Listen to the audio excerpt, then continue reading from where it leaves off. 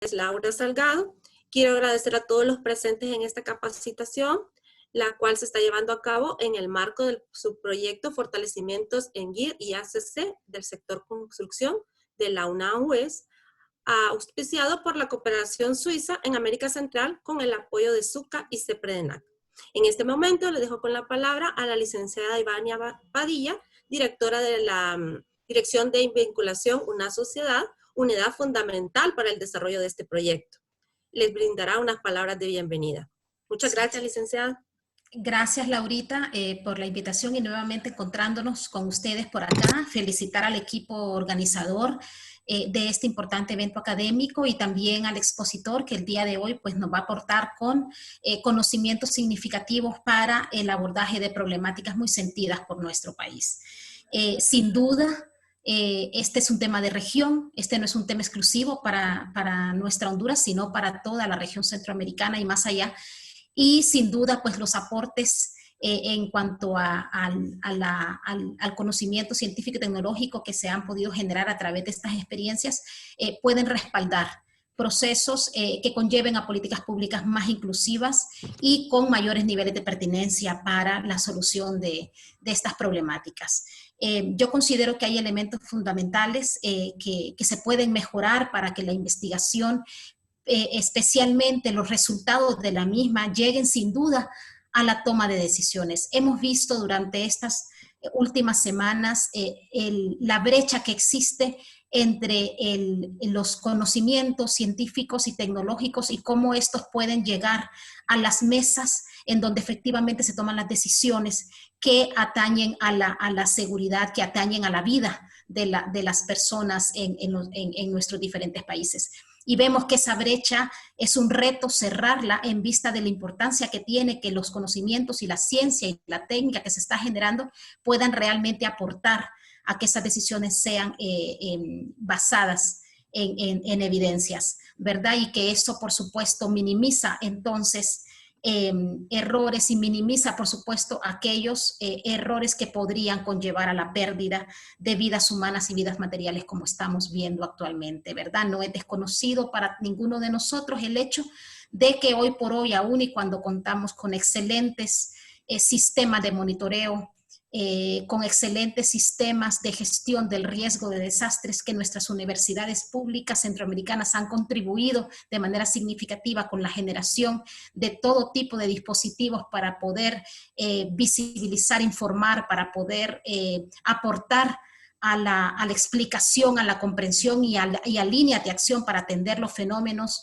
derivados del cambio climático y sus problemáticas. Aún con ello, pues todavía hay una brecha que recorrer, una distancia significativa que recorrer para que finalmente sean esas las evidencias y la información que sustente la toma de decisiones adecuadas para que las autoridades, los gobiernos de nuestros países puedan asumir con entereza la tarea de dirigirnos, ¿no?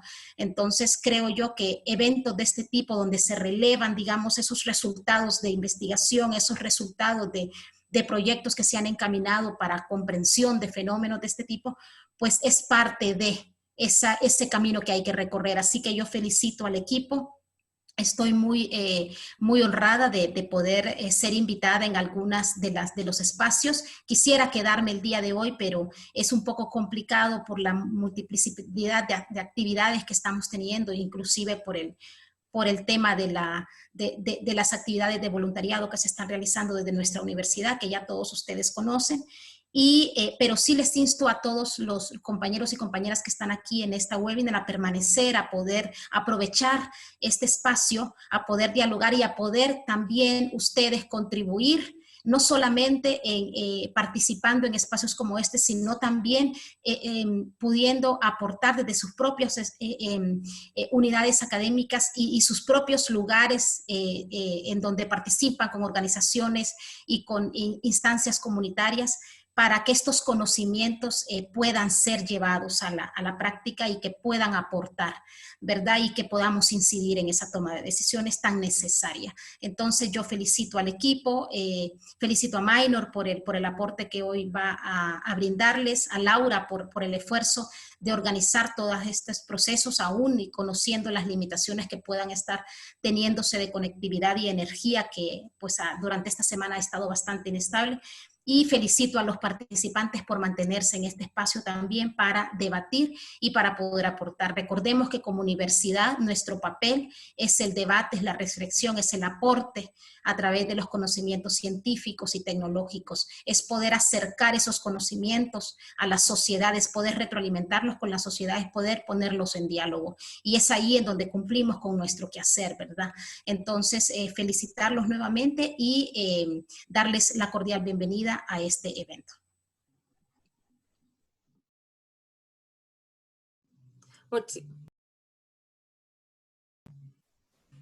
Muchísimas gracias, licenciada Ivania. Agradecemos muchísimo su colaboración.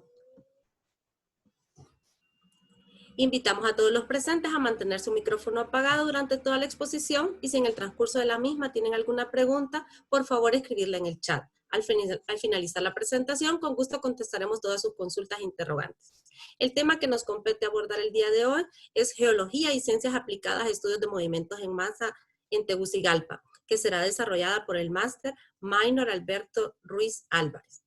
El máster Ruiz Álvarez es graduado de ingeniero geólogo por la Universidad Nacional Autónoma de Nicaragua en el 2009, con una tesis de grado titulada Mapeo Geológico de Santa Teresa de Carazo, Cálculo de Reservas de Calizas. Cuenta con estudios de posgrado en Máster de Ciencias del Agua con enfoque en hidrogeología y calidad del agua, título otorgado en el 2013 por el Centro de Investigación de Recursos Acuáticos de Nicaragua y el Centro de Investigaciones de la UNAM de Managua, con tesis titulada Zonificación hidrogeológica para el manejo de los recursos hídricos de la subcuenca del río Gil González Rivas, con la que se especializó en hidrogeología. Él es miembro de la Unidad de Geología y Geofísica del Instituto Hondureño de Ciencias de la Tierra de la UNAM, es miembro del proyecto Riasca y también del proyecto de control de deslizamientos de ladera del municipio del Distrito Central. Sin más que decirles, los dejo en compañía del geólogo y máster Minor Ruiz. Muchas gracias. Buenos días a todos. Muchas gracias, Laura, por la presentación y sobre todo por las palabras de la licenciada Merlin Padilla. Yo realmente quiero retomar un poco lo que ella dijo en el sentido de que nosotros como universidades tenemos la responsabilidad social de poder transmitir el conocimiento que se genera dentro de nuestras unidades académicas. Y como bien lo mencionaba la licenciada, hay una brecha entre lo que se genera como información y lo que llega hacia los tomadores de decisiones. Y ese es el reto más complejo que nos toca rebasar, sobre todo porque hay mucha información en cuanto a todo lo que tiene que ver relacionado a la geología, meteorología y otros fenómenos que se pueden asociar a las pérdidas económicas y de vidas humanas en el país. Sin embargo, he notado muchas veces que nuestros tomadores de decisiones no tienen esa información a mano. Entonces, espacios como estos, donde habemos aproximadamente 150 personas reunidas para escuchar un tema que va a ser solo una pincelada, ¿verdad? Pero que son personas que van a tener un poco de noción de lo que hay y de lo que se puede hacer en el país, pues nos va a permitir reducir esa brecha. Agradezco nuevamente la oportunidad y voy entonces a iniciar.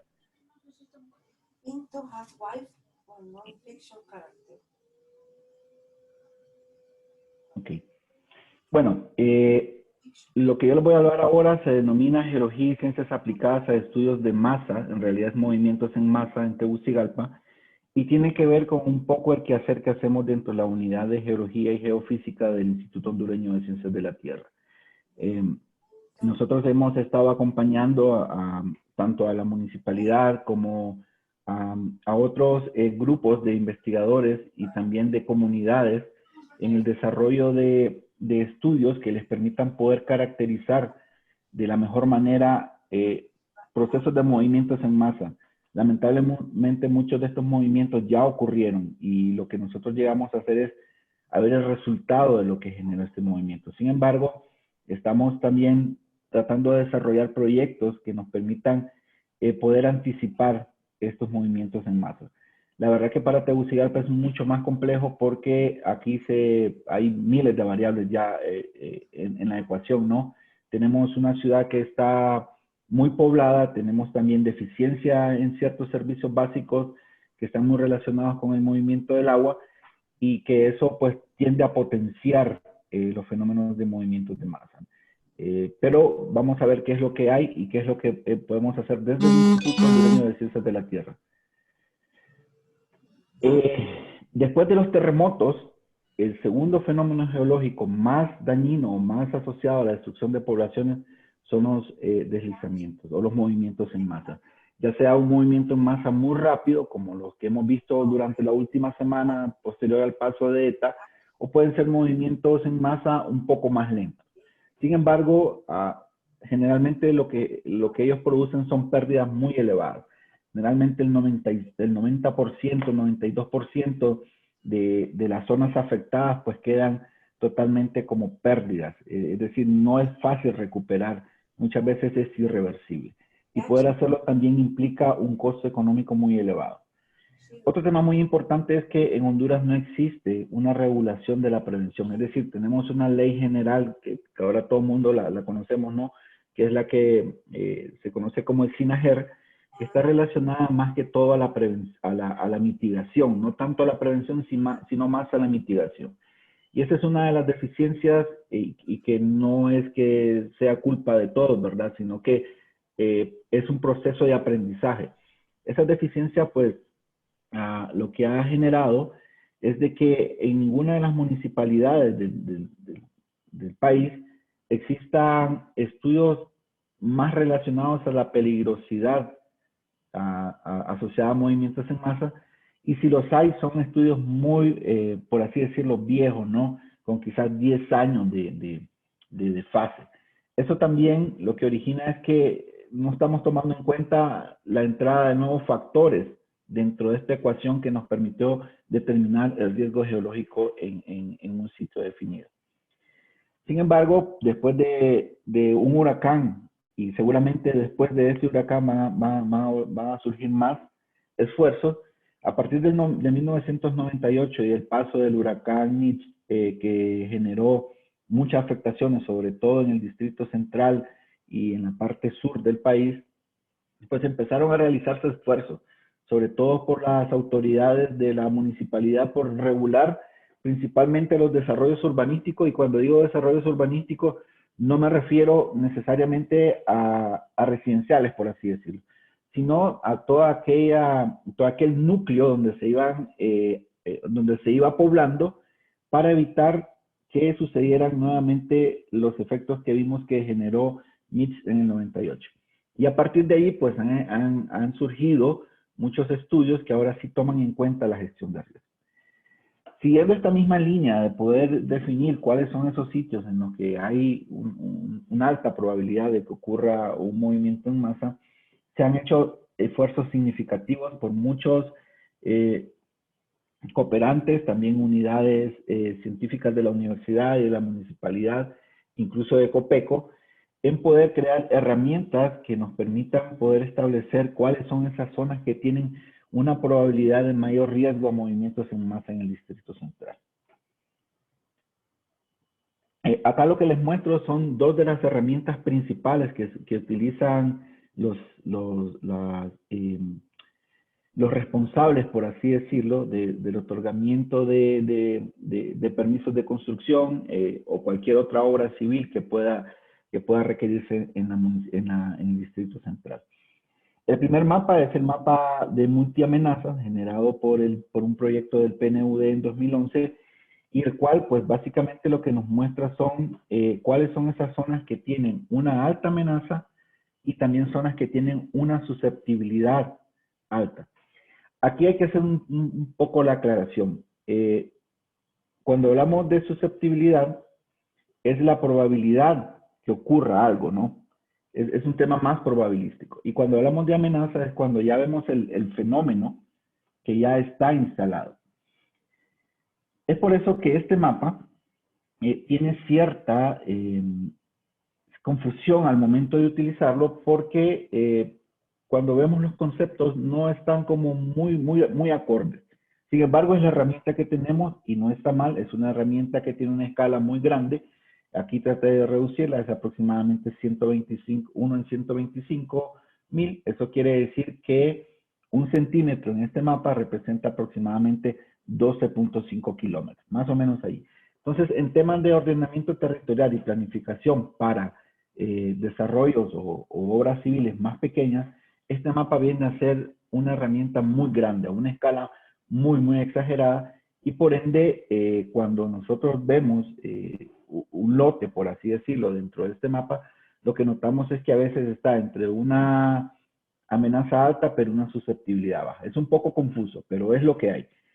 Y luego tenemos el mapa de inventarios de deslizamiento que fue generado por JICA en 2014 y que nos muestra básicamente cuáles son esos sitios donde se han identificado a partir de un análisis morfométrico cuáles son donde hay deslizamiento. Podrán ver en la escala que aparece una clasificación A, AA, B y C. Bueno, esta clasificación básicamente lo que nos dice es que es la AA indica de que el deslizamiento sí está, o sea, es 100% que ahí está. A tiene un rango entre 90 y 100, B ya es como una probabilidad media de que esté, y C es que todavía no estamos muy seguros. Básicamente este mapa no ha sido corroborado en campo, o en su totalidad no ha sido corroborado en campo, porque al momento de generarse fue únicamente un mapa que utilizó fotografías aéreas y no tenía una etapa de campo programada. Las fotos que les muestro ahora acá son de la semana pasada. Este es un reconocimiento que hicimos en compañía de Copeco de zonas donde han ocurrido movimientos en masa. La mayoría acá que les muestro son en dimensiones son pequeños, pero lo que nos demuestra es que a pesar de que tenemos herramientas como las que les he mostrado, todavía hay deficiencias en cuanto al manejo de ciertas zonas de la ciudad, principalmente los taludes, que es un tema que ha generado muchos movimientos en masa.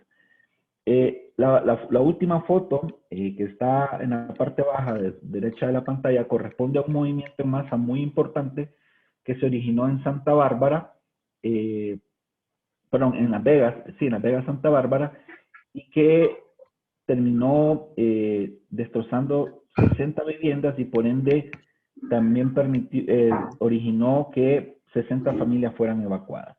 Con lo que les quiero mostrar lo que les quiero mostrar con esto es que no importa cuántas herramientas tengamos, siempre van a ocurrir estos fenómenos. Lo importante es poder definir cuáles son esas zonas problemáticas e ir generando proyectos, sobre todo para los ingenieros civiles, proyectos que permitan poder mejorar esa deficiencia que hay en estos lugares. Bueno, pero ¿qué es un deslizamiento? Según Cruden, básicamente un deslizamiento es básicamente el movimiento pendiente abajo de una masa rocosa, detritos o tierra. Y de ahí lo podemos diferenciar, ya sea por quién lo causó, ya sea una causal geológica, es decir, una deficiencia en la roca como tal, una causal geomorfológica, quiere decir de que probablemente la pendiente no era la adecuada y se asoció al material geológico y se movió. Un causal físico quiere decir que probablemente las rocas estaban muy alteradas y bajo un estrés generalmente meteorológico, pues fallaron y tendieron a moverse cuesta abajo.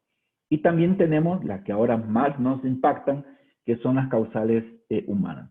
Las fotos que vimos anteriormente, excepto la última, realmente estaban enfocadas hacia las causales humanas. Es decir, construimos esos taludes, pero no los protegemos. Ok, la física de un deslizamiento es bien simple, es lo que vemos en física, ¿no? El deslizamiento de un cuerpo sobre un plano.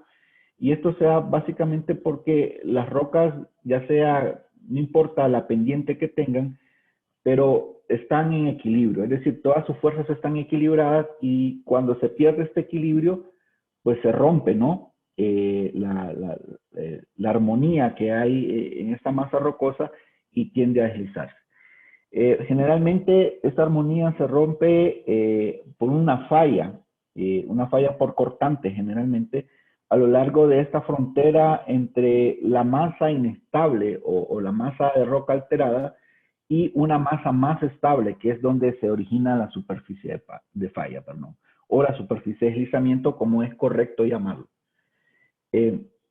Cuando esta masa pierde ese fuerza cortante, pues potencialmente vamos a tener un deslizamiento y la cantidad de material que se va a mover va a depender de qué tanto material va a perder ese estado de equilibrio o ese estado de consistencia de la fuerza cortante. Y de ahí vamos a tener que, dependiendo del material, vamos a tener flujos de lodo, flujos de tierra, flujos de detritos, flujos hiperconcentrados, etc. Hay una caracterización muy amplia sobre esto. ¿Qué puede causar o cuáles son los posibles factores de que podamos tener un movimiento en masa? Principalmente la alteración de la roca. Es decir, si nosotros tenemos rocas que están expuestas a los factores atmosféricos y que van a tener alteraciones muy rápidas, ya sea porque tienen mucha agua, recordemos que el agua es el disolvente universal, es decir, que todos los minerales que están formando las rocas y que están expuestas al agua, pues van a ser alterados. De una u otra forma van a ser alterados y la velocidad de alteración va a depender del tipo de mineral que está formando esa roca. La alteración de estos minerales, principalmente los minerales secundarios, que son los más susceptibles a alterarse, pues va a producir lo que nosotros conocemos como suelo. El resultado de la alteración de las rocas es el suelo. Mientras más alteración exista hacia los minerales secundarios, pues vamos a tener mayor potencia o mayor espesor, por así decirlo, de suelos. Y estos suelos tienden a ser porosos, tienden a ser más fáciles de saturar y tienden a ser más fáciles a moverse. Otro factor muy importante y que no necesariamente está relacionado con deslizamientos como tales, sino con más hacia procesos de caídas de rocas y flujos de detritos, son las discontinuidades. Discontinuidad en geología es toda aquella fractura que no tiene un movimiento relativo de un bloque con respecto a otro, pero también a veces incluyen fallas, aunque en menor escala, pero más hacia las fracturas, las foliaciones y las estratificaciones. Y estas zonas son donde realmente el agua comienza a alterar muy rápidamente la roca. Y esa alteración de esa zona de fractura o de discontinuidad, pues lo que generalmente tiende a formar son bloques irregulares o bloques regulares, incluso lo que conocemos como cuñas, ¿no? Mientras el agua esté en contacto con las dos superficies de la discontinuidad, es decir, entre un bloque y otro, pues la va a ir degradando mucho más rápido. Generalmente esta degradación lo que va a producir son arcillas. Estas arcillas van a sufrir lo que todos los ingenieros civiles conocen, que va a producir que cuando se llene de agua, pues se va a ensanchar y cuando se seque se va a contraer. Este proceso de ensanchamiento y contracción lo que va haciendo es efectivamente lo que se están pensando, un empuje. Al ensancharse la arcilla, va a empujar el bloque. Va a haber un punto en que el agua va a entrar entre las discontinuidades y va a lubricar los bloques. Y estos van a tender a moverse por gravedad. Entonces, ese es otro factor muy importante. Otro factor que se tiene muy en cuenta es la pendiente, es decir, nosotros, es lógico pensarlo, ¿no? Mayor pendiente, mayor probabilidad de movimiento. Déjenme contarles que hace como un par de años estábamos haciendo un proyecto en el cual queríamos estimar realmente cuál era la variable de mayor peso asociada a los movimientos en masa en el Distrito Central. Tomamos los 9 deslizamientos más grandes que se conocen en el Distrito Central y valoramos cuál era el porcentaje de pendiente en el que ellos se encontraban. Para nuestra sorpresa, porque existe, perdón, no les conté bien el cuento, existe una regulación en la municipalidad que establece que en pendientes mayores al 50%, no se puede construir porque existe la probabilidad alta a que exista un deslizamiento. Pues establecimos de que de los 9 deslizamientos que les estoy mencionando, 6 estaban por debajo del 50% de la pendiente. Es decir, que estaban pendientes muy pequeñas. Recuerden que el 100% en porcentajes de pendiente es 45. Quiere decir entonces que 6 de los 9 grandes deslizamientos estaban en pendientes menores a 22.5 grados de inclinación o 25 grados de inclinación. Eso, entonces, muy interesante porque ahora sabemos que no necesariamente van a ocurrir en las zonas de mayor pendiente. Aunque la mayoría de los modelos que utilizamos para predecir o para realizar la susceptibilidad, utilizan la pendiente como uno de los factores de mayor peso. Y aquí es muy importante entonces el conocimiento de la persona que va a manejar el modelo, porque ahora ya, por ejemplo, yo lo que hago, ya no le doy tanto peso a la pendiente, sino le doy peso más a la geología o al suelo o a la vegetación. Otro factor que es muy importante y que sí es muy condicionante, y ya lo han demostrado incluso investigadores de la universidad como el doctor Elías García, es que la humedad es el principal detonante de estos movimientos en masa. Ya sabemos que, por ejemplo, con 35, 50 milímetros de precipitación, hay zonas de la ciudad con un cierto material geológico definido en que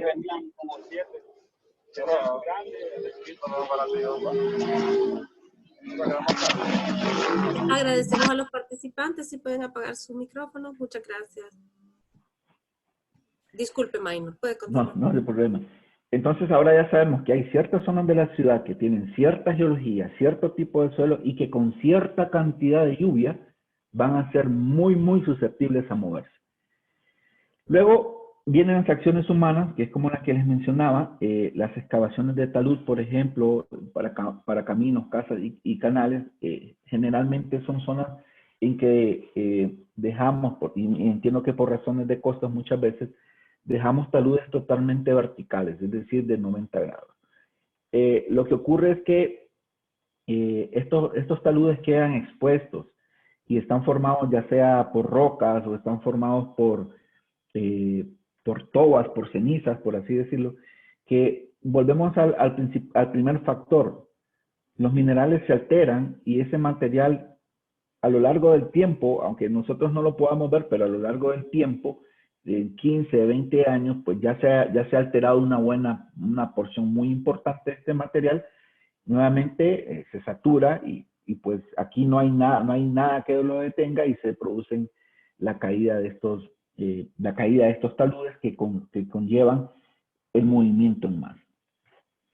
La semana pasada estuve con la gente de Copeco haciendo unos inventarios y evaluando sitios donde han ocurrido deslizamientos, y del 90%, del 100%, del 90% que visitamos de casas donde han ocurrido estos fenómenos, era porque básicamente hicieron sobre una pendiente, no importa, de 15 a 20 grados, hicieron un corte de 90 grados, no protegieron el talud. Obviamente es muy caro hacer este tipo de cosas, pero no protegieron el talud, y con los volúmenes de precipitación que tuvimos con ETA, pues se movió una gran cantidad de lodo, básicamente lodo y tierra, y afectaron las casas. Entonces, en este caso, podemos decir, como muy claro está, el desastre no es natural, es un factor antrópico que lo generó.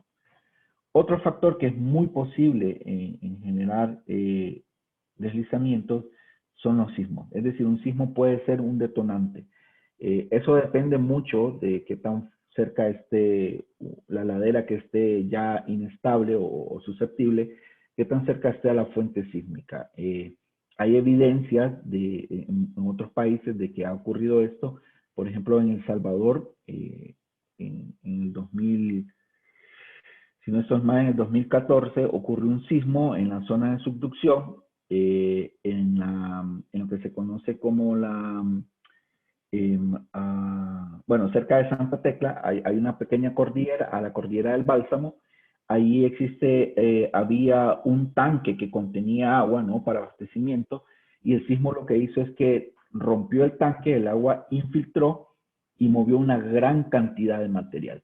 Es decir, el sismo de por sí había dejado suelto el material, el agua entró y eso fue el factor que generó este gran deslizamiento, que es uno de los deslizamientos más importantes que ha tenido El Salvador.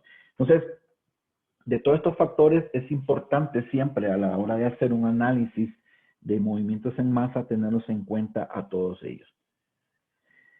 De ahí, ya conociendo la física y los factores que pueden generar los movimientos en masa, pues existen diferentes tipos de clasificaciones. Unas son utilizadas más en Europa, otras son utilizadas más en Estados Unidos. Y vaya que como nosotros nos encontramos más cerca de Estados Unidos, pues generalmente utilizamos la que se utiliza allá. Es como el Código Estratigráfico Internacional de Geología. Hay uno para Estados Unidos, uno para Europa, nosotros nos vamos por el de Estados Unidos, ¿vale? Bien, pero no importa. Lo importante es conocer cuáles los factores que originan el movimiento en masa y a partir de eso poder clasificarlo también. Es decir, no todo es deslizamiento. Deslizamiento es como la palabra de uso cotidiano, ¿no? Podemos decirle deslizamiento a un pequeño flujo de lodo, etcétera, etcétera. De hecho, le dicen deslave. La otra vez en Copeco así estábamos diciendo, mira, hay como 30 denuncias de deslizamientos, pero ¿serán deslizamientos o solo algo más pequeño, verdad? Entonces siempre uno tiende a relacionar todo con deslizamiento.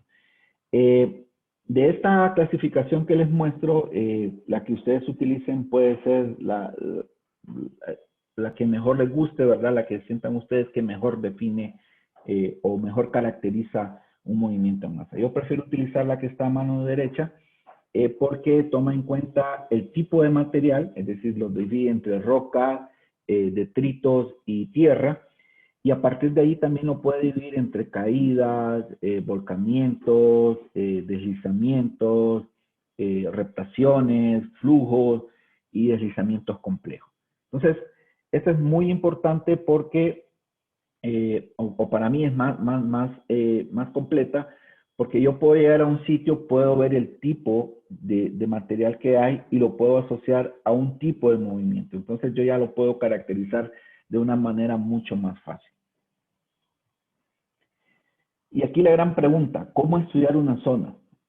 Es algo muy complejo. Pueden ver este flujograma, es muy complejo porque realmente la naturaleza es así.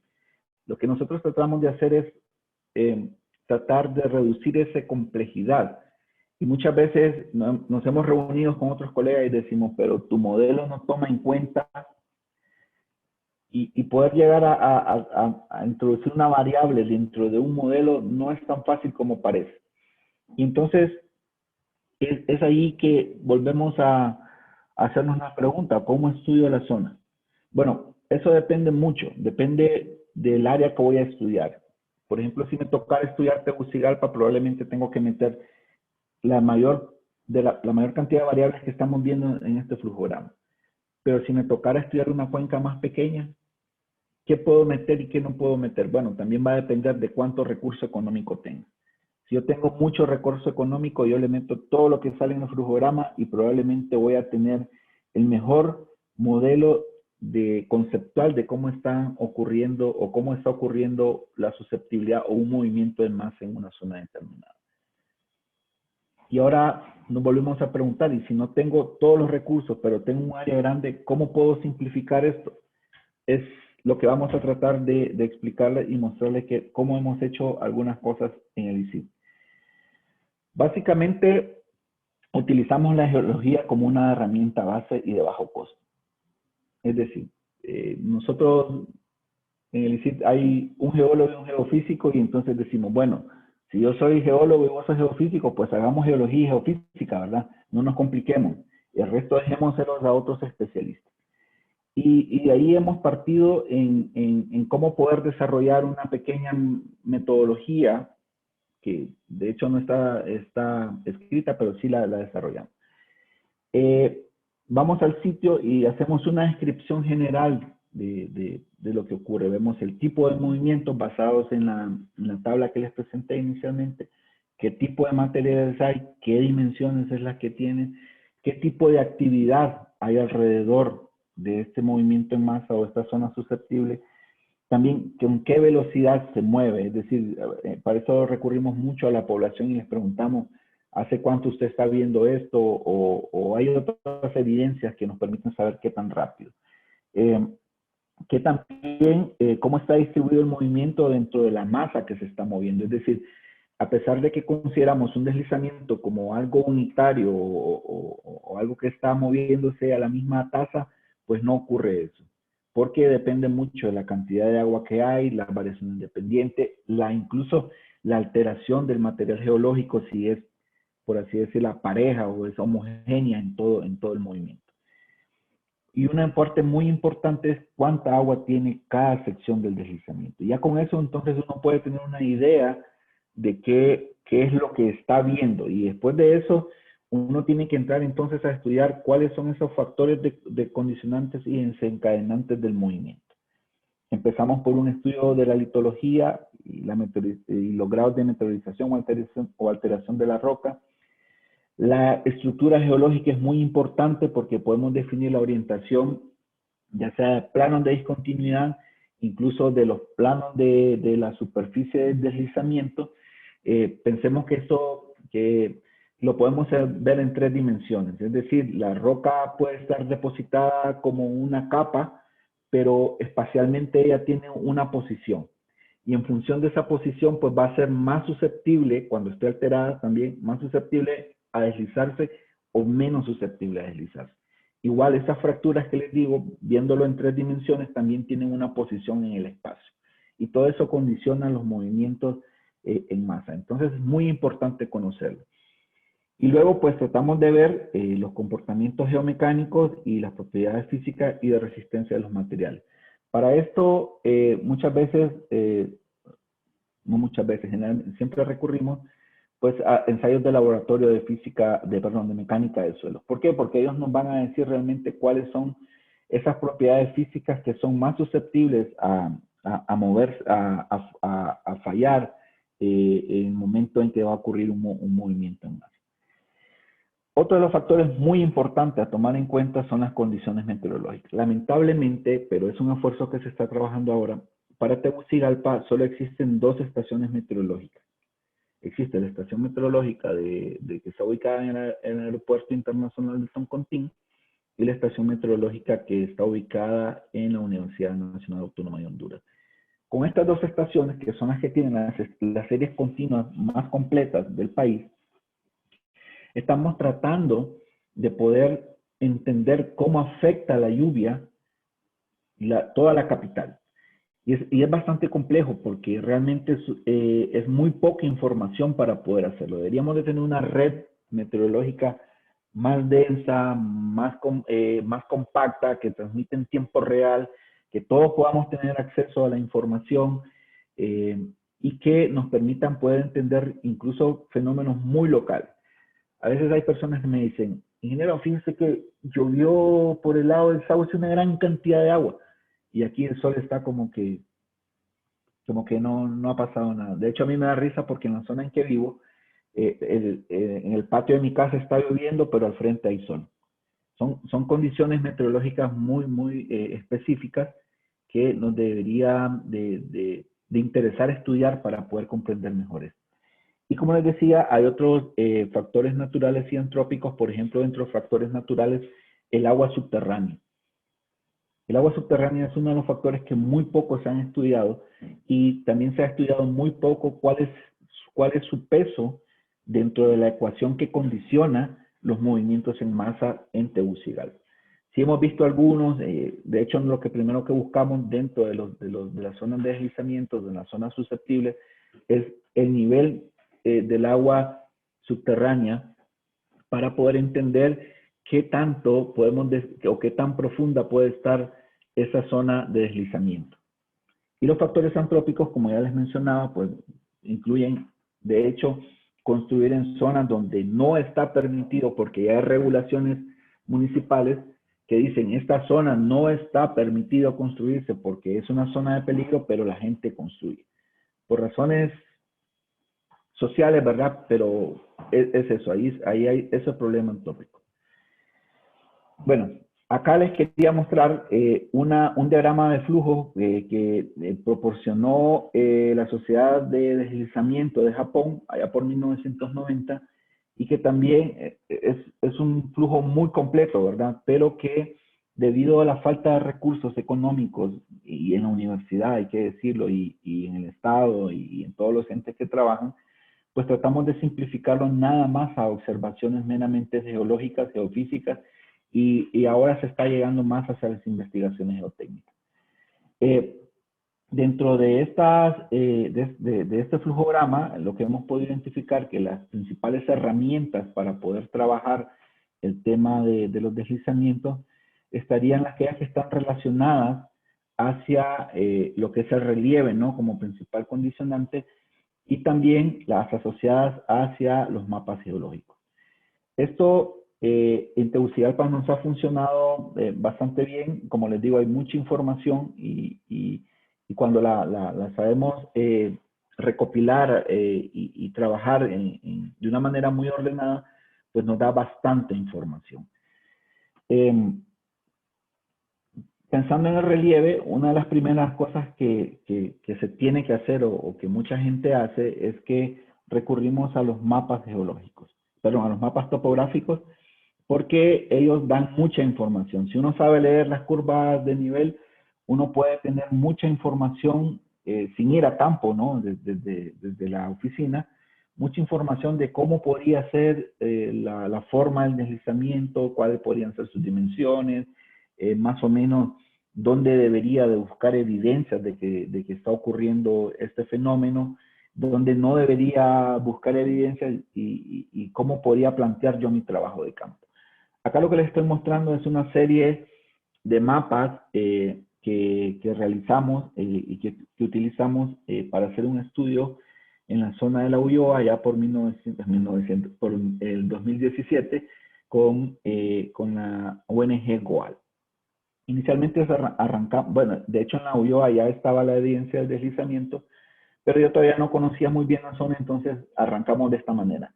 Primero un mapa topográfico, en este caso conseguimos un mapa topográfico con una separación de curvas de 4 metros, que es de la municipalidad, y comenzamos a trazar cuáles eran esas zonas donde probablemente había un movimiento en masa. De igual manera, GOAL nos proporcionó un DTM, que es un modelo digital del terreno. En este caso no estaba filtrado, sino que contenía todavía las casas, entonces por eso ven esa irregularidad de las casas. Con este también delimitamos cuáles eran, a partir de lo que habíamos hecho en el mapa, también se delimitaron cuáles eran esos deslizamientos. Luego también se nos proporcionó una ortofoto donde verificamos, ¿verdad? Si esa zona es la figura que miran en la primera fila a la derecha, si esa zona realmente correspondía con una zona de deslizamiento. Voy a utilizar el mouse. ¿Dónde es el puntero? Ok, disculpen. Entonces, ya con esto nosotros pudimos definir, por ejemplo, esta zona donde había una evidencia visual, por así decirlo, de un movimiento en masa. Tenemos esta otra zona de acá y la zona de acá muy cerca al anillo periférico. Cuando no tenemos herramientas, ya sea como un DTM o un DEN o un LIDAR, este DTM está derivado de un LIDAR, o una ortofoto como esta, podemos utilizar herramientas que son de uso común, por así decirlo, como es el Google Earth. De hecho, mucha gente ahora, y nos incluimos entre los usuarios, utilizamos como el Google Earth como una forma de poder hacer una inspección rápida, y esto va a depender también de las fotos. Ahora hay una aplicación en línea, un web de Google Earth, donde uno puede ver las imágenes más recientes. Y ahora hay otra herramienta como el Google Earth Engine, que permite hacer análisis más profundos de esto. Entonces, si no, usted no tiene una ortofoto, no tiene un modelo digital del terreno, o no tiene incluso un mapa topográfico, usted puede utilizar el Google Earth como una herramienta muy, muy útil para la identificación de zonas de deslizamiento, porque cuando se da un movimiento en masa o ya hay evidencias, es fácil verlo porque hay cambios del tono de color en la imagen. Luego, lo que hicimos fue generar un mapa de pendientes. En este caso, utilizamos un DEM, o un modelo de elevaciones del terreno de 15 metros. Y pues nada más utilizando un programa SIG, le pedimos que nos generara la pendiente, y esto con la finalidad de ver que si los sitios que nosotros habíamos definido como una posible zona de movimientos en masa o deslizamientos, realmente estaba ubicado en zonas donde la pendiente tenía variaciones importantes.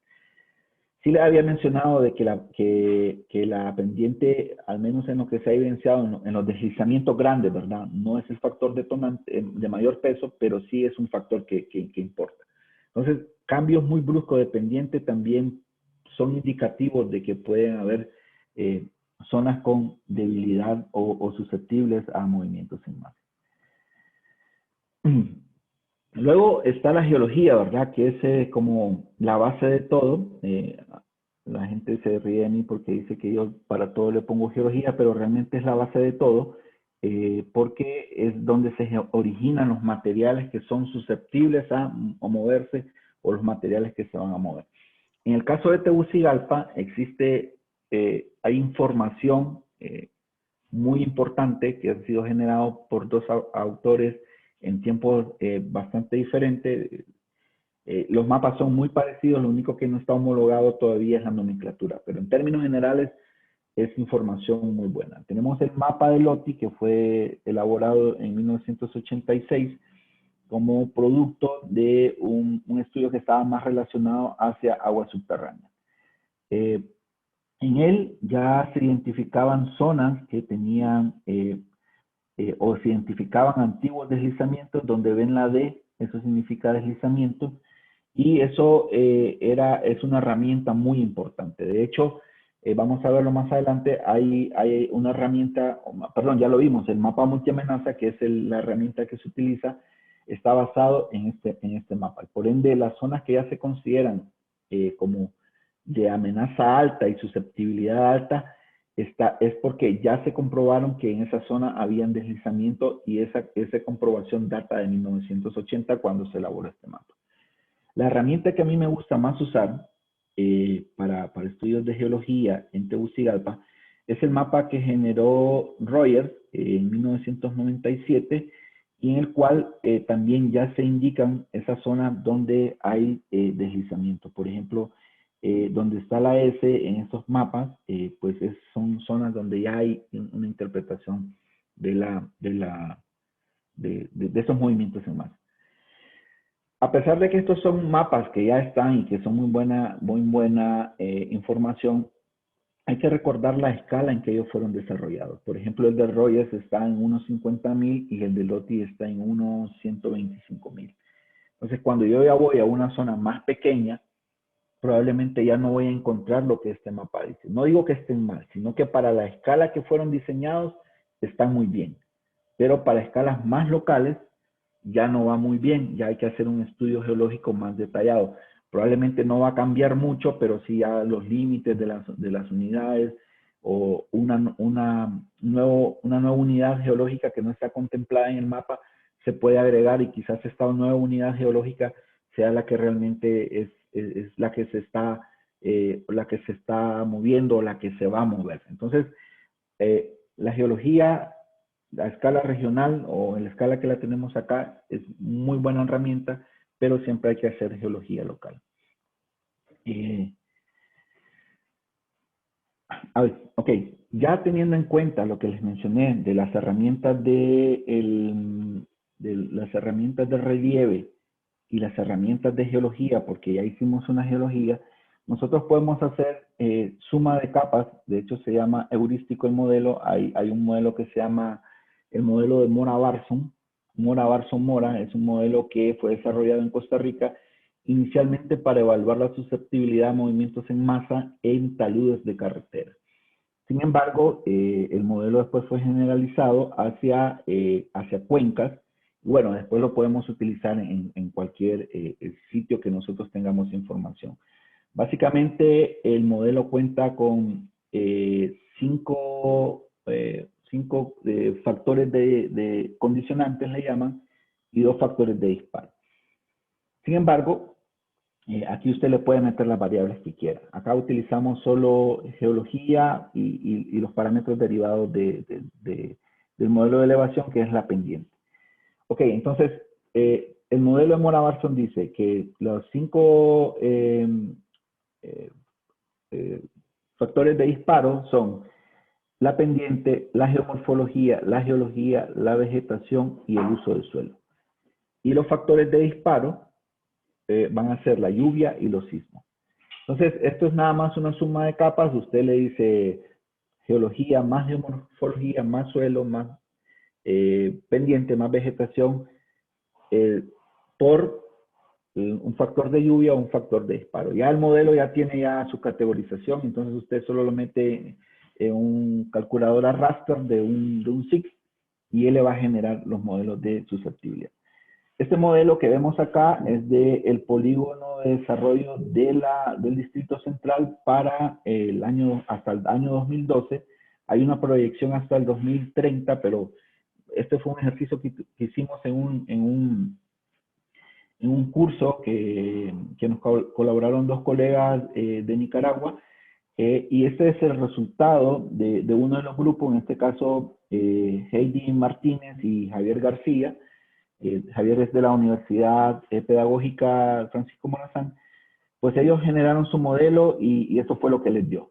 Es muy interesante porque es un modelo que se mira bien robusto, sobre todo porque los factores que tienen la susceptibilidad van desde 1 a 1.5. La escala es de 1 a 5, ¿verdad? Desde muy bajo, bajo, medio, alto y muy alto. Entonces, muy alto en este caso sería 5.7 y muy bajo 1.6. Estas son herramientas que se van generando, ¿no? Que uno va creando en función de lo que ellos consideraron que eran las variables que tenían mayor peso para poder condicionar los deslizamientos. Acá les muestro otro análisis que yo hice, también utilizando en este caso 3 variables, la geología, la geomorfología y la pendiente. En la zona de la Canaán era para corroborar si en esta zona realmente cuáles eran las zonas que tenían mayor, o que tienen, mejor dicho, mayor probabilidad a moverse. Y lo contrastamos utilizando, en este caso, el inventario de deslizamientos que tiene JICA, y pues vemos que muchos de los deslizamientos, de las zonas generadas por el modelito de susceptibilidad, coinciden mucho con las zonas que fueron definidas por el inventario de deslizamientos que se hizo con JICA. Lo que les muestro acá es nada más un ejemplo de que no siempre las cosas van a ir bien. Este es un modelo que generé utilizando igual 2 variables, pendiente y geología, para la porción norte del Distrito Central. Y si alcanzan a ver, van a ver que los valores van desde 1 hasta 270. Entonces, no salió muy bien, no sé qué pasó realmente. Quizás sumé mal las capas, quizás les di un valor mayor a una de las variables y generó ese monstruo, ¿verdad? Pero lo importante entonces es poder tener el criterio de poder ver cuál es el peso que debe tener cada variable. Otra herramienta que utilizamos mucho en el instituto y que es una de las que en los últimos años ha tenido auge es la geofísica. Y a pesar de que mucha gente dice que los costos son muy elevados, realmente la geofísica es una herramienta de muy bajo costo. Básicamente la geofísica es una rama de la geología que lo que hace es que aplica conceptos de física al estudio de la Tierra. Nos ayuda mucho, de hecho es una herramienta de mucha ayuda porque nos facilita el estudio del subsuelo en profundidad. Es decir, cuando yo hago geología, generalmente, si no hay un afloramiento de 15 o 20 metros de espesor ahí que yo pueda ver, yo al final lo que hago es geología de superficie. Entonces, con la geofísica nosotros podemos alcanzar profundidades un poco más interesantes, 40 metros, dependiendo, ¿verdad?, el tipo de equipo, el tipo de método que vamos a utilizar. Nosotros utilizamos para estudios de deslizamientos el método de tomografía eléctrica. Para nosotros es es mucho más útil la tomografía eléctrica que la refracción sísmica. Sin embargo, hay gente que utiliza refracción sísmica. No digo que no está bien, o sea, si eso es lo que hay, no importa, se puede utilizar, pero nosotros optamos más por la tomografía eléctrica. En el caso de la refracción sísmica, los valores o los datos que nos dan son mucho más amplios, es decir, depende el modelo de capas que creemos, si creamos un modelo de 3, un modelo de 4, de 5, de 6, pero lo único que nos van a dar nada más es la velocidad con que va la onda S moviéndose por el terreno, perdón, la onda P moviéndose por el terreno, y que si se mueve muy rápido es que el material es poco compacto, si se mueve muy lento es poco compacto, si se mueve muy rápido es un material bastante sólido. Pero no me da más nada, ¿verdad? Sin embargo, la tomografía eléctrica sí nos permite ver más.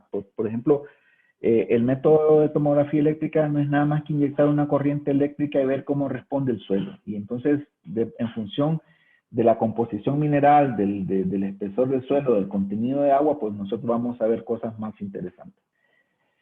Si nosotros tomamos estos dos métodos, tanto la tomografía eléctrica como la refracción sísmica, y lo asociamos a una buena interpretación geológica, estas van a ser herramientas que van a ser súper útiles para las exploraciones posteriores, ¿verdad? Recordemos que esto es bajo costo, después hay que meterle algo más como perforaciones, pues. Entonces, la geofísica ya nos permite entonces hacer análisis mucho más certeros, incluso de dónde ubicar las perforaciones, cómo orientarnos, y esto nos permite reducir costos y también permite poder tener información directa del sitio. Acá le hago una comparación de los métodos. La tomografía eléctrica básicamente es que introducimos electrodos en el suelo. Ellos van unidos a un equipo como este. El equipo se conecta a una batería, se inyecta una corriente eléctrica. Este equipo tiene un inversor, entonces aumenta el voltaje, y hay una porción en que se inyecta corriente y luego el equipo en un electrodo inyecta corriente y en el otro registra estos valores de resistividad generalmente. Entonces, en función del contenido de minerales, del contenido de agua y el tipo de roca, uno puede obtener un rango de capas basadas en una tabla tanto de colores como de valores, en las que se pueden diferenciar claramente capas, y también se pueden incluso diferenciar cuerpos como rocas o algo así que puedan estar presentes en la zona. Y luego está el método de refracción sísmica, que nada más es que colocamos estos electrodos en una línea de aproximadamente 50 metros. Eso está normado por la ACTM. Y luego golpeamos una placa de aluminio o creamos una perturbación en el suelo. Y lo que hacen estos geófonos que van unidos a un receptor es que captan la velocidad con que la onda se refracta. Es decir, podemos ver que, por ejemplo, si yo golpeo acá, esta onda se va a refractar acá, se va a seguir, porque la onda se va a ir dividiendo, ¿no? Se va a ir, una parte va a refractar, va a llegar a este geófono, esta parte va a seguir, y así sucesivamente vamos a ir viendo cómo se va moviendo la onda sísmica. Y en función de qué tan rígido o qué tan suelto esté el material, pues vamos a tener velocidades de arribo. Es decir, las primeras capas quizás van a llegar más rápido, más lento a los primeros geófonos, y mientras más profundo, pues más van a llegar a los últimos geófonos. Acá les presento un ejemplo de la interpretación de un perfil de resistividad o de tomografía eléctrica que se hizo en la colonia Nueva Santa Rosa como parte de un proyecto que se está desarrollando con JICA. En este caso, Copeco levantó el perfil este es de tomografía. También se levanta, en el caso de las zonas de deslizamiento, se tiene que levantar un perfil topográfico o hacer la topografía de la zona para poder hacer un mejor ajuste. Entonces podemos ver que hay una gran variedad de colores. Acá pueden ver la paleta de colores y también la asociación hacia los valores de resistividad, de 1 hasta 1000. Es decir que los valores de menor resistividad, que generalmente están entre rangos de 1 hasta 15 ohm metros, podemos asociarlos con rocas que tienen un alto contenido de agua o con arcillas, que generalmente ya los valores van un poco más allá de 10, uno ya no lo considera como arcillas o un material plástico.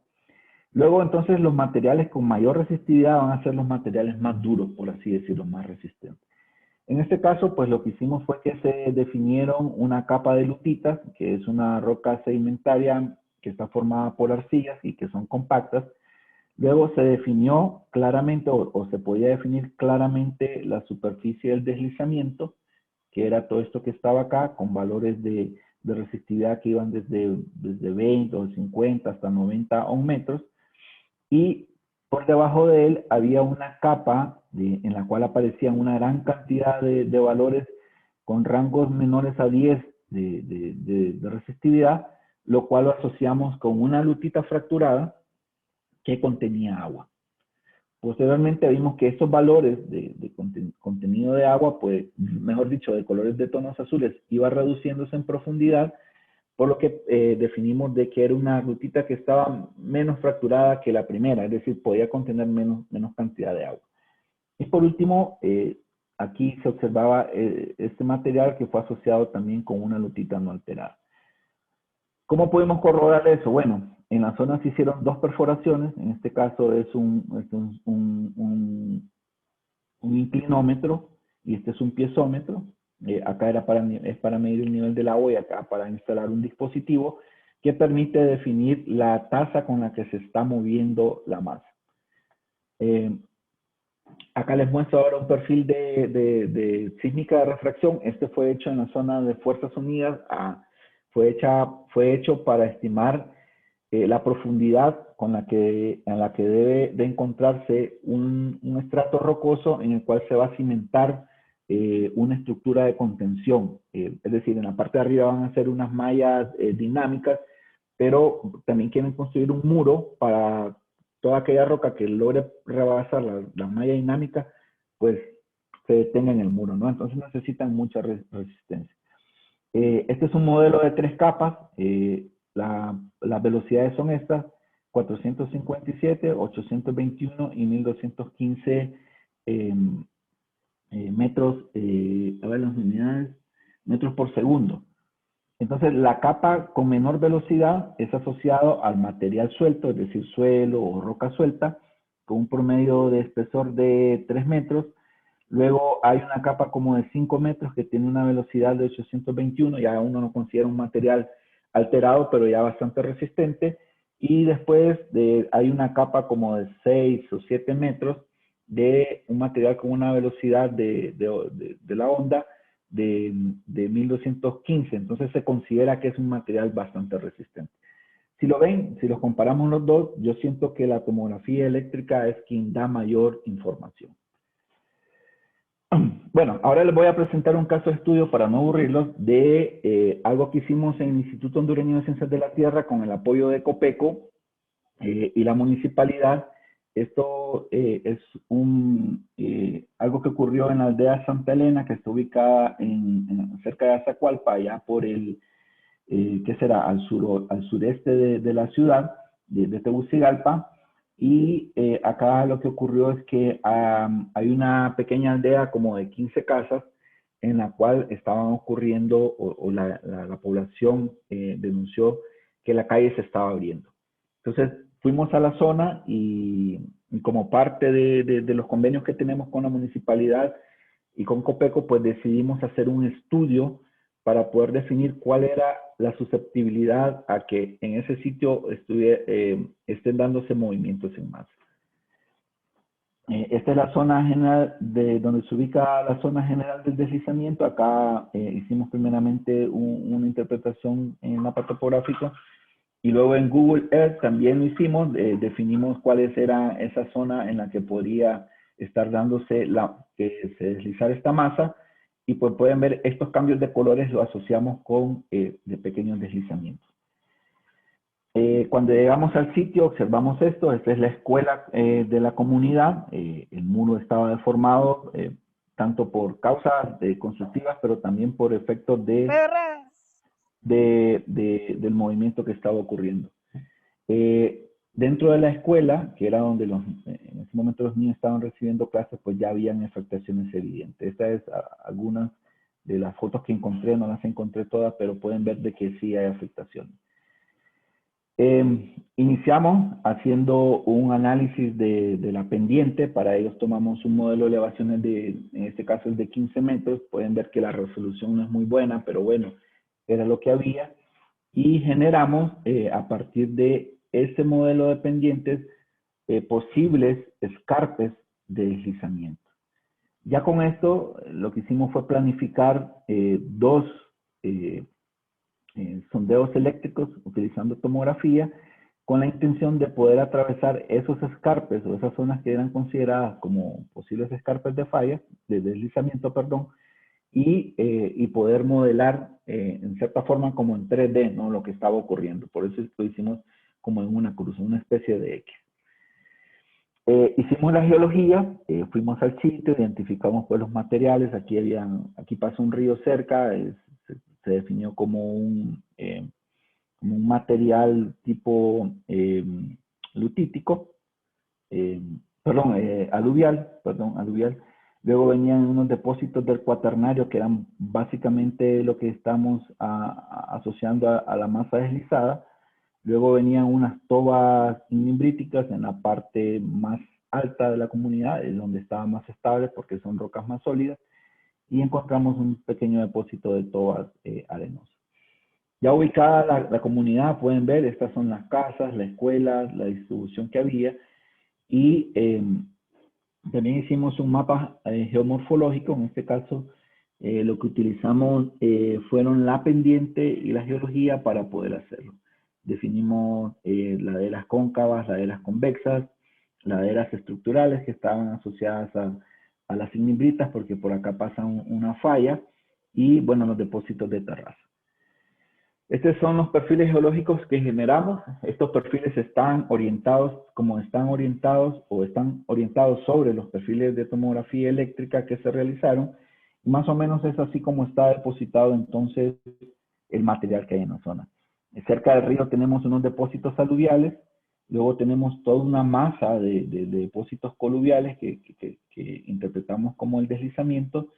Luego hay unos pequeños, un depósito como cuña, ¿no? de tobas ignimbriticas, y en la base de toda esta columna estratigráfica de la zona hay tobas arenosas.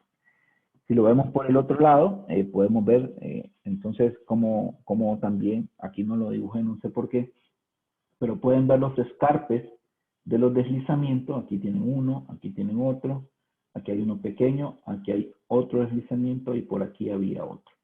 Si se fijan, todos los escarpes caen dentro de lo que denominamos como los depósitos coluviales o material de deslizamiento. Y que lo que estaba asociado con estas tobas ignimbriticas, pues no tenía problemas de movimientos en más. Estos son los perfiles, el resultado de los perfiles de tomografía eléctrica que hicimos.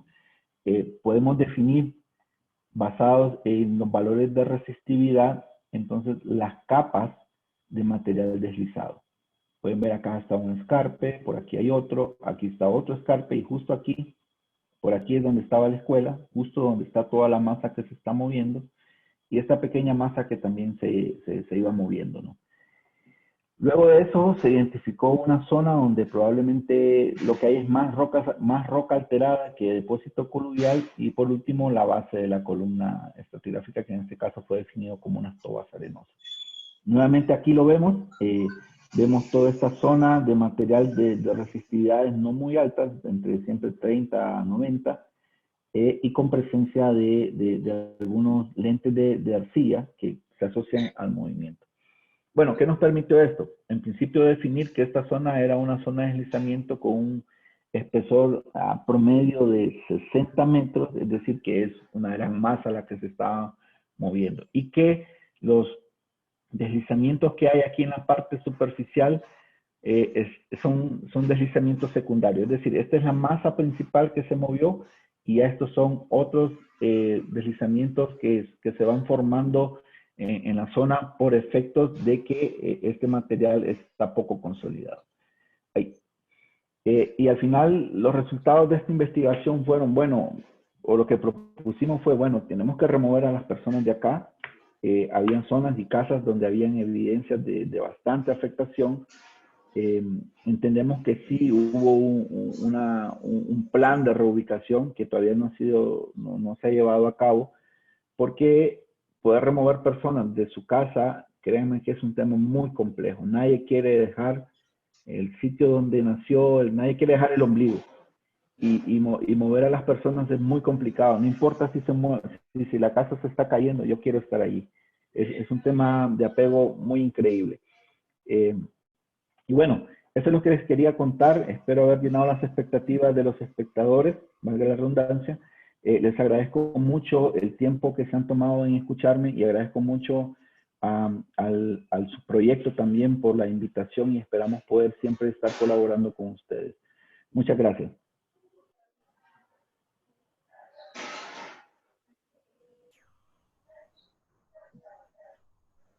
Muchísimas gracias, Minor. Agradecemos su participación y en este momento damos paso a las consultas que tenemos. Buenos días, ¿puedo participar? Si me permite, si tal vez pueden compartir por el chat las consultas y porque ahorita tengo aquí las que ya había hecho el público. Les agradezco mucho. Primero que todo, quería saludarlo, Minor, de parte del Departamento de Ingeniería Civil, especialmente el ingeniero Carlos Hernán Lagos. Le manda un extensivo saludo y muy contento por la oportunidad de escucharlo. Excelente profesional. Quería comentarles que junto con él propiciamos su participación. Gracias a él sugirió otro comentario es, les comento que sí las que tenemos hacen una consulta. Si abren carreteras o avenidas, ¿no sería la alcaldía municipal o el gobierno los primeros a usar medidas técnicas para prevenir los desastres?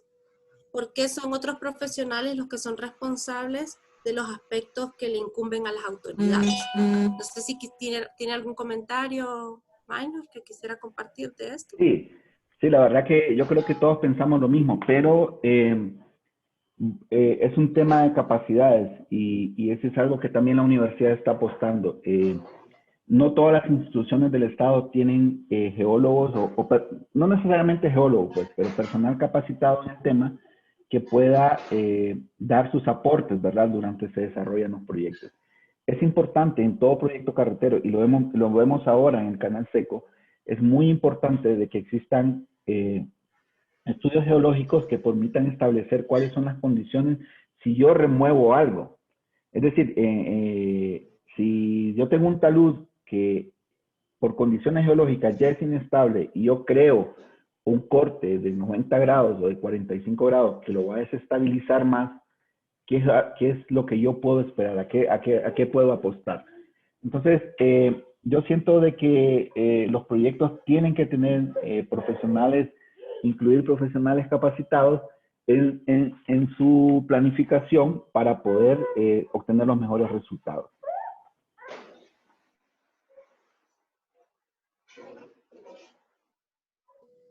Muchas gracias. Tenemos otros comentarios. Quiero compartirles. En el chat, el ingeniero Carlos Hernán ha compartido un enlace que pueden consultar para ver los mapas con una consulta que le hacían, ¿verdad? Sobre donde podría encontrar los mapas, ¿verdad? Lo pueden ver ahí en el, no sé si usted quiere ahondar más en ello, Minor, sobre los mapas que mencionó. Sí, los mapas que tiene el cloud de la alcaldía son los mismos mapas que yo les presenté. De hecho, son mapas interactivos y ustedes pueden definir, o mejor, si hacen clic donde a ustedes les interese, pues le van a aparecer todas las capas que se han utilizado. Todas las capas que tiene este cloud son las que ha generado la universidad, ha generado JICA, ha generado GOAL, es decir, toda la gente que está muy interesada en trabajar en el tema de gestión de riesgo y que han sido proyectos que ya han tenido un avance significativo, han subido su información a este cloud porque ese es el fin de todos los proyectos, ¿no? Que al final la información sirva. Muchas gracias. Bueno, reiterarle una cantidad enorme de felicitaciones ante su presentación y también su capacidad de expresión. Hace otro comentario que dice que en una aldea de Santa Bárbara ha sucedido mucho de los que se han mostrado. Otro comentario es bueno capacitar a algún representante de los lugares aledaños en las zonas críticas para prevenir los posibles son importantes, pero las actividades humanas deben de ser controladas. En lugar de hacer cortes en las laderas para construir, ¿es una mejor opción en pilones?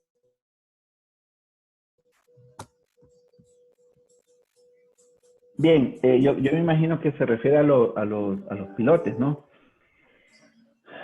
Es que depende, hay experiencias. Por ejemplo, un proyecto urbanístico que tiene muchos recursos lo va a hacer.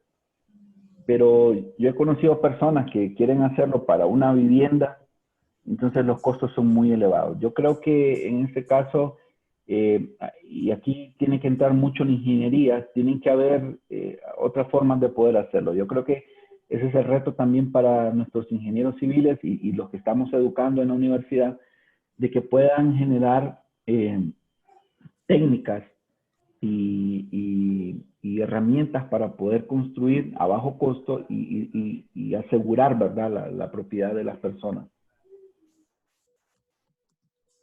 Gracias. Otra consulta, Minor, le preguntan acá. En el caso de la residencial Saraemla, en el anillo periférico, en las cercanías de la colonia San Miguel, en Tegucigalpa, donde hay movimientos de tierra y daños a las edificaciones, ¿qué futuro cree usted que le espera a esa zona, dado que según el mapa existen corrientes subterráneas? Sí, yo he estado en la colonia, la verdad, creo que es lo mismo, ¿no? A veces invadimos los lugares de la naturaleza o los que naturalmente son susceptibles y los queremos hacer lugares estables para construir. Yo creo que no toda la colonia Sana Enla, es mi humilde opinión, ¿verdad? No toda la colonia Sana Enla es susceptible. Sin embargo, ya hay una normativa o algo que declaró Copeco que la declara inhabitable en ciertas zonas. ¿Qué se puede hacer? Bueno, volver a la ingeniería, recurrir a lo básico. Si existe agua subterránea, pues ¿por qué no la aprovechamos? ¿Por qué no construimos ahí ¿cómo le llaman? Un campo de pozos que extraiga esa agua y reduzca ya el efecto que ella puede generar. Es decir, aquí hay que inventarse un poco de ingeniería para poder generar soluciones, ¿verdad? Pero sí, la Sanaenla es un caso muy interesante. Muchas gracias. Le hacen otra consulta, Minor. ¿Cómo evaluar la velocidad del movimiento o la velocidad, la instrumentación y sus rangos? Bien, fíjense que hay muchas formas de hacerlo. Hay desde instrumentos muy sofisticados hasta instrumentos de muy fácil uso. Por ejemplo, si usted tiene una estructura, una casa, ¿verdad?, en la que usted mira rajaduras, por así decirlo, bueno, entonces usted lo puede monitorear. Usted toma un metro y marca 2 puntos con una distancia ya conocida, ¿verdad? 5 centímetros, supongamos. Dentro de 15 días vuelve a medir y así lo va monitoreando. Entonces usted puede calcular, supongamos que nos da chance, porque es un movimiento muy lento, de medir 30 veces. Entonces usted puede calcular una tasa de movimiento. Ahora, si usted asocia esa tasa de movimiento y los valores de movimiento, así era un día, así fue en una época lluviosa, en una época seca, usted puede tener más o menos un historial de cómo se va moviendo la casa y establecer esa velocidad de movimiento. Si no es una casa, pero es un terreno, usted pues lo que busca hacer es nada más poner una estaca en un terreno sólido, toma las coordenadas, generalmente es mejor hacerlo con un GPS diferencial, pero lo puede hacer también con un navegador de mano, hasta reducir el menor error, y luego lo pone dentro de la masa que se está moviendo, toma la coordenada, mide la distancia, y también va haciendo ese monitoreo. Otras personas utilizan una cuerda, ¿verdad? Amarran una cuerda a la vara o a la estaca que está en el punto fijo y otra a la que está en la masa que se va moviendo y dejan una parte libre. Entonces usted ya más o menos lo va monitoreando y va viendo qué tanto va avanzando. De ahí hay infinidad de instrumentos sofisticados para hacerlo. Pero es una forma más fácil de hacerlo, barata, mejor dicho. Yo recuerdo que igual en el deslizamiento de la Ulloa, ellos capacitaron, alguien que mencionaba la capacitación, capacitaron a los pobladores de la Ulloa e instalaron unos sistemas de monitoreo de estos tipos extensómetros en las casas. Y para ello solo utilizaron reglas, de estas reglas transparentes que valen como 5 pesos, de esas, y con esas iban monitoreando qué tanto se movía. Me pareció una muy buena experiencia. Muchas gracias, Mike. Tenemos otra pregunta. ¿Qué se puede realizar como medidas preventivas y rápidas en los deslizamientos que se generaron después de la tormenta serán realizados? Va, Jorge, la pregunta es la que siempre nos hacemos. ¿Qué podemos hacer ahorita? La verdad, en este momento no podemos hacer mucho nada más que sugerir que los sitios que sí están afectados, pues se evacúen, ¿verdad? Ahora tenemos la amenaza de otro fenómeno, entonces de aquí a 5 días en teoría debería haber lluvias nuevamente. No podemos hacer mucho, Jorge, tenemos que nada más seguir solicitándole a la población de que evacúe y que las autoridades también creen las condiciones de albergue para que esta gente se mueva. A mí sinceramente, cuando voy ahí y decirle a alguien, salite de tu casa porque se va a caer, yo sé que es un tema muy complejo, pero es lo mínimo que podemos hacer. En tanto no pase todo esto, no podemos proponer nada más. Igual como lo conversábamos la otra vez, no podemos, no sabemos en cuánto tiempo vamos a poder resolverle a las personas, porque bien podemos ir a medir, hacer esto y lo otro, pero ¿dónde está el dinero para construir las contramedidas? Es un tema muy complicado y requiere mucho presupuesto. Solo vean el ejemplo, llevamos casi 2 años con los proyectos con JICA solo para generar el diseño preliminar de la contramedida. Todavía falta ejecutarla. Otro año más, probablemente va a ser lo mismo con la ciudad. Entonces, lo que hay que hacer en este momento nada más evacuar y después ver dónde ubicamos a estas personas en zonas mucho más seguras.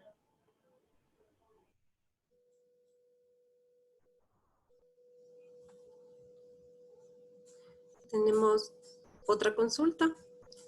Buen día, ingeniero. Sabiendo que el agua subterránea tiene un peso importante dentro de los factores que influyen en el deslizamiento de masas de suelo en taludes, ¿se realizan estudios de estas aguas en Honduras para complementar los modelos de deslizamientos? Fíjese que actualmente solo lo estamos haciendo en Tegucigalpa. Ahora, incluso el Instituto Hondureño de Ciencias de la Tierra está dentro de un proyecto que está estudiando el agua subterránea en la cuenca alta del río Choluteca. Nosotros estamos colaborando con la parte de la geofísica y la geología. Y esto con la idea de crear un modelo hidrogeológico conceptual de esta zona de la cuenca alta del Choluteca, y que los datos que se generen también puedan ser utilizados para estos modelos de susceptibilidad a movimientos en masa. Pero no están en todo el país. ¿De qué está hablando? Otra consulta, le dice, ¿hay algún tratamiento de taludes o metodologías de estabilización de bajo costo para la construcción de viviendas en terrenos inclinados?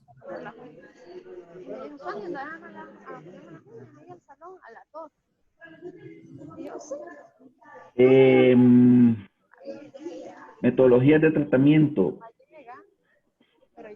Mire, realmente no. Es que estos proyectos generalmente son de un alto costo. Es muy poco lo que puede ser de bajo costo. Imagínense construir un muro de gravedad. Gracias. Construir un muro de gravedad, dependiendo, un deslizamiento de 15 metros por 6 metros de alto, ya es un costo alto. Yo creo que eso es lo que los estudiantes y los profesionales de la ingeniería tienen que apostar, cómo crear métodos de estabilización de bajo costo en lugares como Honduras, ¿verdad? Donde realmente el bajo costo no existe para una casa, o el bajo costo no existe para un trabajador normal, por así decirlo. Entonces, es muy complicado, es muy complicado, y es muy complicado también decirle a la gente, no puedes construir ahí en un terreno en el que ellos tienen esperanza de que va a estar su casa. Otra consulta, ¿una lista de lugares inhabitables que usted conozca? Sí, sí hay. Por ejemplo, toda la zona del Berrinche fue declarada una zona no habitable. La zona el más emblemático del deslizamiento de Ciudad del Ángel, hay una porción que fue declarada inhabitable. En la zona del reparto, donde están las obras de estabilización de Yaica, también no se puede construir. Es decir, donde están los grandes deslizamientos y ya se hicieron obras de mitigación, no se puede construir. Por ejemplo, en la zona se me olvida esta zona de la ciudad, donde el Edén, pero hay otra zona donde hay un deslizamiento, ahí por la calle Finlay, solo es lo único que me acuerdo. Ahí hay una zona donde hay un deslizamiento donde no se puede habitar también. Ya hay algunas zonas definidas. Consultan que si se ha hecho actualmente el mapa hidrogeológico del país. No, de hecho no, el único hidrogeológico creo que puede existir son el de Choloma y el del Valle, el de Sula, de San Pedro Sula. Está también el de Jamastrán, y paremos. Hay el de Tegucigalpa, que es el que vamos a construir.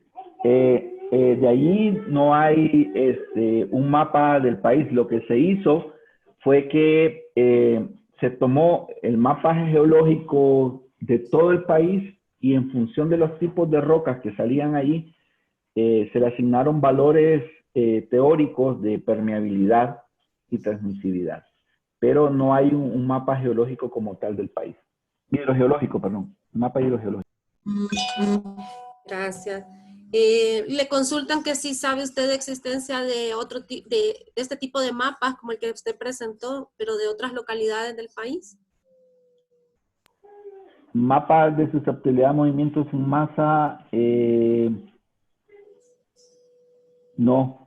Que yo sepa, no. Seguramente los hay, pero que yo sepa, no. Sí recuerdo de que una vez miré un documento que generó el Instituto de Geología y Minas de España, en el cual hizo un modelo como muy parecido al que les mostré de sumas de capas para todo el país, pero lo miré en físico, no existe en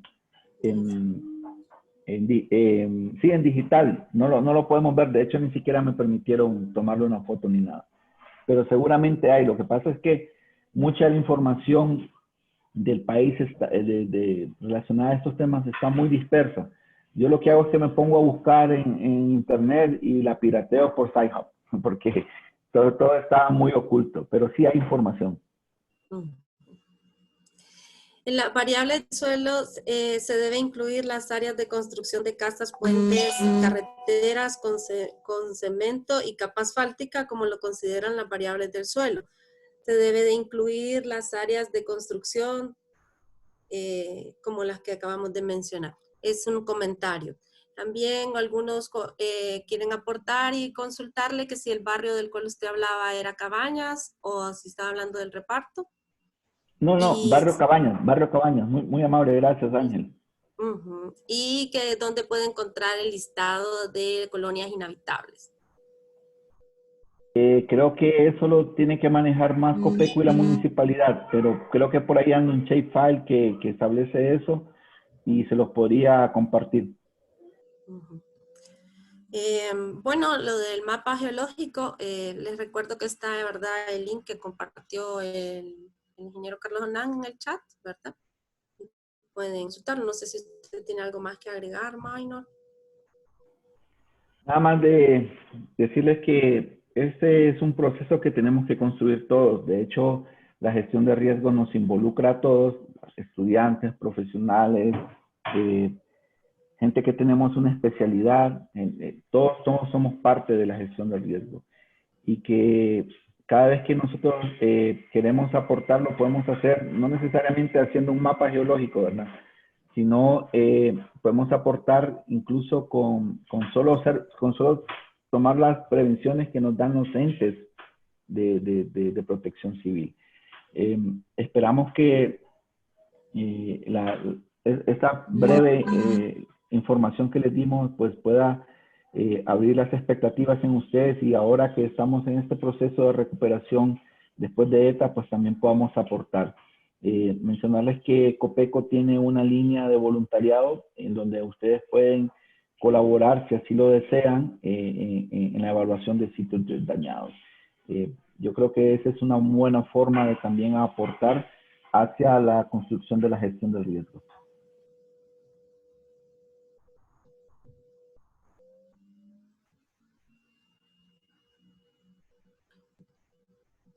¿Me escuchan?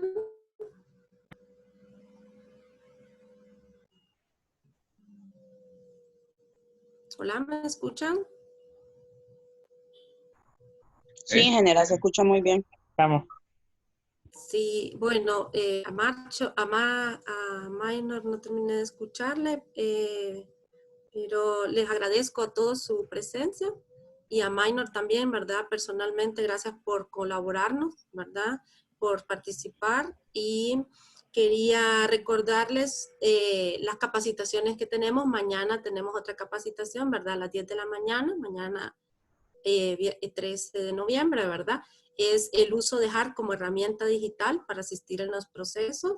También los invito a llenar la forma de validación, ¿verdad? Que acaba de compartir nuestro asistente técnico, ¿verdad? En el proyecto. Tenemos otra conferencia mañana a las 5 de la tarde, ¿verdad? Con la colaboración de YAICA, ¿verdad? Y también el sábado a las 9 de la mañana tenemos otra conferencia sobre los casos de inundaciones fluviales en la colonia San Miguel Arcángel, de aquí del Distrito Central. Esperamos contar con su participación. Agradecemos a todos la valoración de la conferencia, también su participación en estas capacitaciones minor, y que sigan participando, ¿verdad? La Facultad de Ingeniería les agradece mucho su participación y la colaboración en este caso del ICIT, y muchas gracias. Gracias, ingeniera, por la invitación. Saludos a todos. Gracias, Minor. Que estén muy bien.